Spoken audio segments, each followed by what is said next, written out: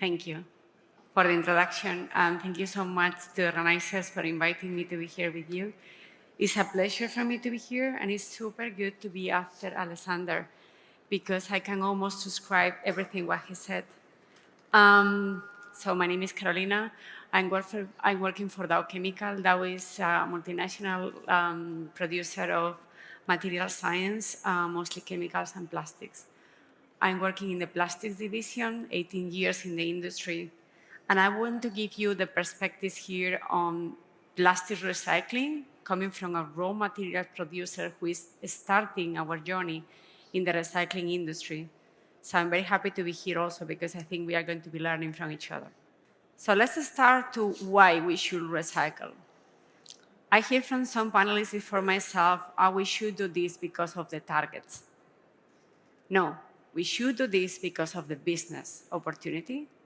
And we should do this, as Alexander said, because it's not only good for the business, it's good for all of us and for the planet. And why is that?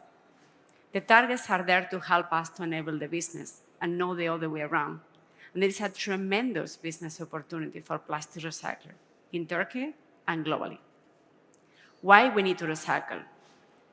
This is a study, and you can find the link there. It's public. It was commissioned to Systemic IQ 3 years ago. And it's the only study in the world that is combining for the plastics industry two visions, circularity and net zero. Because the ultimate goal as a society should be investing in clean technologies to achieve net zero, to fight climate change and life, and be able to live good in this planet, right? That's the ultimate vision goal.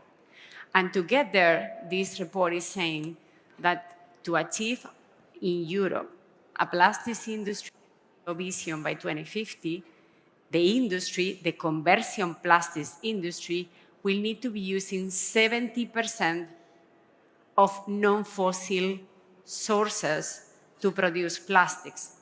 70%. Half of the chunk will need to come from recycling, mechanical recycling, chemical recycling, and other hybrid renewable technologies of recycling like dissolution. So what this is saying is that recycling is a key lever to fight climate change in the world. The other two levers, which are smaller, are around bio-based residues to be used as well to produce plastics, and carbon capture and use. Utilize carbon sequestration for the atmosphere to produce new plastics. So where we are right now, right? So we need to get there, and it's a long journey.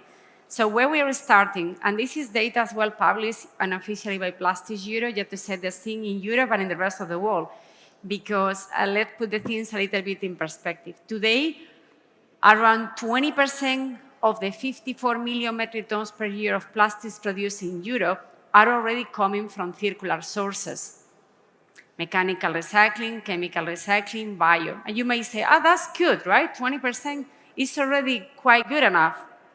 It's very small. And globally, the share is marginal. It's much less than 5% globally. So it's a long journey to get to the 70%, right? And it's a tremendous business opportunity to create new businesses and growth, decoupling the growth of this business from the fossil resources extraction. Great, we have an opportunity. So what about the holistic view? And I agree with Hermes, let's put the things in perspective because geopolitics these days are tricky for saying something. So put yourself here in the global production, so you have global mechanical and chemical recycling capacity installed in the total world. So around 37 million metric tons, 2023. Out of that, half of the chunk is installed in China and in Southeast Asia. So they have moved fast. They are controlling the capacity in the world. 20% is installed in Europe, in the European area, and Middle East Africa is having 7%. Turkey will be in this 7%. Turkey has a great installed capacity for mechanical recycling. If you compare with the total production that you have in the country, it's already massive, the investment that you did as a country. But more can be done. Because in Europe, only 27% of plastics get recycled. Oh, Carolina, this is very good, 27%. No, this means that 70% or more are lost for circularity and are landfill and incinerated, totaling for 24 million metric tons of collected plastic wastes in Europe that are today lost for circularity. This is the business opportunity. In Turkey, around 10% are being recycled and few is being collected still. So more to be done in our region together. And somebody was saying we have a lot of legislation in Europe. Hermes, yes, I agree, we have a complex framework in Europe. But I agree with Alexander, is good. The majority of the framework is good. Can be simplified, yes, but the policy is enabling the business case feasibility. Having targets, recycled plastics content targets at mandatory level for all plastics products, packaging, automotive, textiles, consumer goods, tires, mattresses. This is the case in Europe. For packaging, approved. For automotive, proposed, coming to be approved next year. For building and construction, before 2030. For all the rest that I mentioned, before 2030, between 27 and 2030. And you may be saying, that's super complex. That will make the business case possible and will create value opportunities for recycled plastics in high-performance markets, which you might not be selling so much today because the markets are not yet technologically ready or able to pay the premiums of those recycled resins because they will be more expensive because more steps will need to be done to produce those qualities. But this is where the value lies. So policies are helping. And in that sense, globally, in those discussions with the Global Instrument for Ending the Plastics Pollution that you refer, Hermes, is an amazing opportunity, and hopefully we are landing in a common agreement August this year in Geneva, to get national mandatory circular plans in all countries in the world with mandatory recycle and circular targets. Of course, different, because every country has different state of the art of where we're starting as a point, but needs to be always finalized. So this is the timeline, this is the effort, let's get the industry growing. So what Dow is doing, let me just make a little bit of what we are doing. What is our vision? And it's a modest vision because we are raw materials virgin producers. So we are learning how to play in this market. That's why our conversations with all of you here are so instrumental. So we have a strategy around circularity that is forming 5 pillars, very, I would say, synthetically. We started with all materials innovations that we have been developing with partners in the past 20 years to make possible technically recyclability. So how you redesign a plastic product from the current multi-material structure that has a reason. It's not that we want to make things complex. They are complex for a reason, for performance. How we can redesign maintaining the performance, but making those polymers combinations more compatible with recycling. There is a lot of innovation behind that code and a lot of R&D projects. We have a lot of solutions in commercial reality.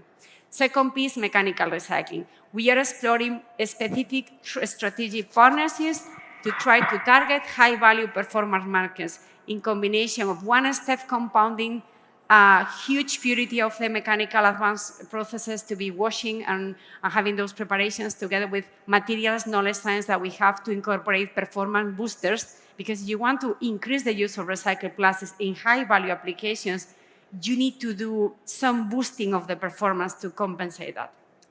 Chemical recycling, Alexander was mentioning, yes, we are, of course, having a specific program for investments with partners. We announced Miura, we announced Plastogas, Nexus, and New Hope Energy. The slide is not up to date because 1.5 months ago, we announced a new one, which is called X-Cycle, to be constructed a plant in the Netherlands to be operational by end of next year. So this is ongoing. Of course, it's a beginning of a journey because we need legal certain clarity that is about to come in Europe before year-end, before end of this year, to make sure that those investments are happening. Physically recycling or dissolution, we are exploring. It's a very initial state-of-the-art technologies. We're just exploring how we are going to be getting there. We signed a memorandum of understanding with Procter & Gamble along those lines. And bio, we have a range of bio-based polymers based on biomass residues to enable as well those companies that they want to incorporate those bio-based plastics, reducing fossil plastic utilization and providing carbon footprint benefits. And with that, my ending will be that it's all about technology and innovation. Value is linked with investments and technology innovation. This is our vision, and we are very much happy to discuss with everybody that is sharing that vision with us. It's all about how we can partner together. The linear value chain, everybody was speaking only with the supplier and the customer. This is history. Now in the circular value chain, everybody needs to speak with each other because new consortia are formed, as Alexander mentioned before. And it's all about how we make policies enabling the growth and not the other way around, blocking the growth. So how really we use policies to really make it happen. And EPR is a phenomenal instrument in an eco-modulated way linked to giving bonuses to guys or companies that are doing the right thing, incorporating recycled content. That's just one, for example, idea among many others that we are pitching in the global treaty and in the national schemes to make the things happening, as well in Turkey, because we have a presence in Turkey, of course, with a sales office and a plant and team doing the work over here with local partners. So I'm happily representing as well the team here. And with that, thank you so much for your attention, and let's stay connected.